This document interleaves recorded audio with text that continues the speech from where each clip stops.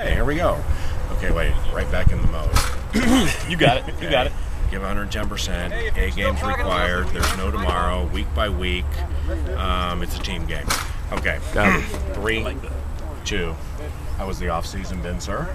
It's been a good off season. We had a little time off before starting back with these OTAs, but I think we're all excited about getting ready for the 2010 football season. Does it hit you or any of the players who have been around here for a while that you're officially in the second half of the off season and gasp, training camp is two months away? Oh man, I tell you, it comes fast, Paul.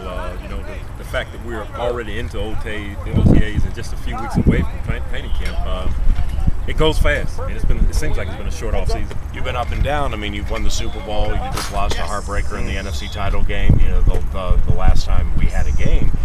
When you lose a game like that, do you want to get after it more quickly, or do you just want to get away from it for a couple of months? For me, it was more just getting away from it for a while, just to kind of recharge the batteries and come back with the enthusiasm that you need for another season. So many times, you replay that game over and over in your mind, and if you're not careful, it'll affect the next season, and you don't want that to happen. You want to be able to put it behind you, move on, because every year is different in the National Football League. You know, and on that topic, Leslie, it's interesting you would bring that up. I know you coach defense, but you obviously have a vested interest in this team. And, I'm not going to ask you the cursory Brett Favre question because you're going to hear that a million times up to training camp. But from a coaching standpoint, specifically for Brad and Darryl and Kevin Rodgers and guys like that, if for whatever the reason he decides not to come back, then it's going to be up to you guys to pick up chins and make sure that people are squared away with what you have, right? We still have a good football team. We won the NFC North. Proud of Brett getting here, and I think we've added some pieces to the puzzle that should help our football team. But he's a great player. Did a great job for us a season ago. But I think we still have a pretty good team. Either way. Hopefully he'll be back. But there's no reason for us to feel as if we're going to end up being second or third to anybody in our division if he's not playing. Your former team, the Chicago Bears, the team for whom you played, added former Vikings head coach Mike Tice as offensive line coach. And, Mike Widely has been considered for years as one of the better offensive line coaches in the NFL. It's going to be a different challenge for you and your defense this year, huh? Yeah, we played against Jacksonville when he was working with their offensive line a couple of years ago, so we're somewhat familiar with the way he wants to coach his offensive line, and he's obviously familiar with some of our personnel. So look forward to going against our divisional rivals in Chicago as well as Detroit and Green Bay. But Paul, it's all about players, man. Coaches can only do so much, it's about players. Good point. Organized team activities. What for those who don't follow it that closely, what exactly is going on now? Well, it gives us a chance to kind of evaluate our guys and just see where they are physically, as well as go back through some of the things we want to be able to do from a repetition standpoint with our installation, but also gives us a chance to develop some camaraderie in the off season. Everybody's kind of been doing their own thing for a period of time, and now we come back and reunite as a team. And it's a very, very important time of the year, especially when you bring in free agents like Alito Shepherd, or you have some draft picks that you can begin to work with prior to training camp. So there are a lot of pluses to having these OTAs. Is everybody required to be in shape at this stage of the year? And if they come here and then they're not completely where you think they should be, how do you handle that? Well, you like for them to be in pretty good condition for these OTAs. Otherwise, you end up getting some hamstrings and groins and different type of injuries that can linger. But if a guy's not in the best condition, then you begin to get him with Tom Canavy, our strength coach, and try to get him on a program. And by the time we get to training camp, he's up and going, because once we hit the ground, we want to be running when we get to Mankato. Not to share any company secrets, but anything different about your defense this year, schematically? Did you mix together any concoctions or potions in the offseason and come up with the newest, greatest defensive game plan ever?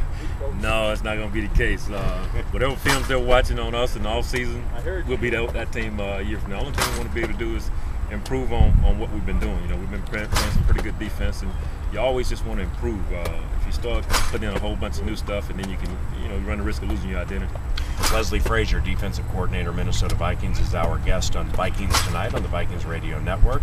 And organized team activities are taking place right now at Winter Park, the team's facility. That with the 34th overall pick, you guys took Chris Cook, a lanky cornerback from Virginia. Virginia. And after you took him, the stories came out that you had a visit with him at the University of Virginia, and then that kind of got the whole equation over the hump. What are your impressions of Mr. Cook? Well, he's had a good few days with us. A lot of things we thought about him, we're seeing that they're true.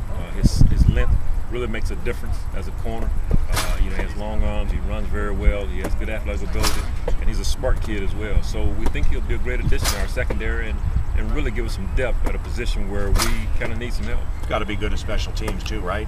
Even if you're the 34th overall pick, if you come onto a team where you're going to have Winfield up to speed, eventually you're going to get Cedric back. You got Benny Sapp, he was re-signed. You got Asher Allen in his second year. Sounds like Chris has to excel at special teams too, huh? No question about it. I mean, that's going to be a big part of his resume that first year, being a great special teams player for us, and with all our backups. But he'll be in that role, and we'll need him to do a great job on special teams. Update us on E.J. Henderson's recovery. From everything I'm hearing, he's actually ahead of schedule. Our trainers and our doctors are optimistic that he'll be able to play this next season and play well, and it depends on when. But everything I'm hearing is all positive.